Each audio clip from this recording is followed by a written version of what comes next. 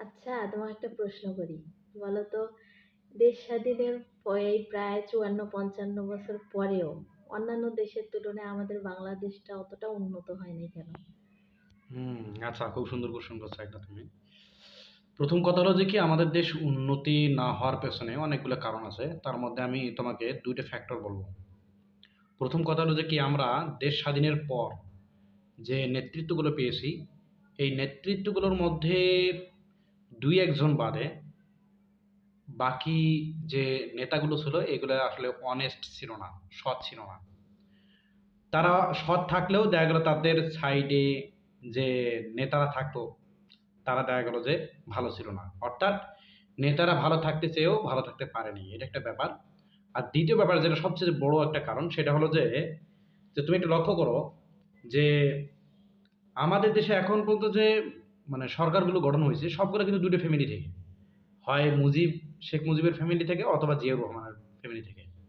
এখন কথা হলো কি যে একটা দেশের সরকার প্রধান সবসময় এই ২ টা ফ্যামিলি থেকে আসছে, তার মানে কি ব্যাপারটা এরকম যে এই ২ টা ফ্যামিলিই বাংলাদেশের মধ্যে সবচেয়ে জ্ঞানী?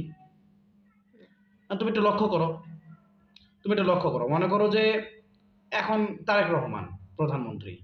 সে কি ইন্টারমিডিয়েট পাস। আচ্ছা, ইন্টারমিডিয়েট পাস যখন সে ক্ষমতা থাকতেই বলে তার মানে তার ইন্টারমিডিয়েট পাস নাও হতে পারে। মানে সাধারণত ক্ষমতা থাকার পর সে যেটা বলবে সেটাই কিন্তু পাস। তারপরেও যখন বলে ইন্টারমিডিয়েট পাস, ধরে নিলাম সে ইন্টারমিডিয়েট পাস। তো সে ইন্টারমিডিয়েট পাস আর আমি একটা বাংলাদেশের মনে করো যে স্বনামধন্য বিশ্ববিদ্যালয় থেকে পড়াশোনা করে বেরিয়েছি। অন্তত তার থেকে আমার বুদ্ধি কম না। তো দেখা গেল যে তার মাও এরকম খুব ভালো যে পড়াশোনার দিক থেকে আগাইছিল তাও না। তো এই জন্য মূলত হচ্ছে যে ওইরকম ভাবে আমাদের দেশটা উন্নতি হয় নাই।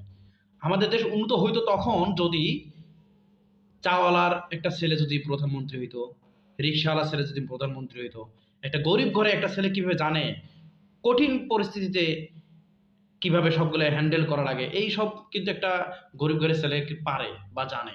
এরা যদি প্রধানমন্ত্রী হইতো, অর্থাৎ আমাদের প্রধানমন্ত্রী যদি বিভিন্ন ফ্যামিলি থেকে আসতো তাহলে বিভিন্ন ভিন্ন বুদ্ধি বা মেধার সংমিশ্রণ ঘটতো। ফলে কি হতো, অনেকে অনেক ধরনের আইডিয়া দিত, এই আইডিয়াগুলোর সংমিশ্রণে দেশটা উন্নতি হতো। উন্নতি না হওয়ার পেছনে একটাই কারণ হচ্ছে কি যে ২ টা ফ্যামিলির মধ্যে আসি। আর দ্বিতীয় হচ্ছে যে আমাদের সবাই করাপ্টেড। এই কারণে মূলত আমরা ওইভাবে উন্নয়ন করতে পারিনি আমাদের দেশে। হুম। বুঝতে পারছো এবার?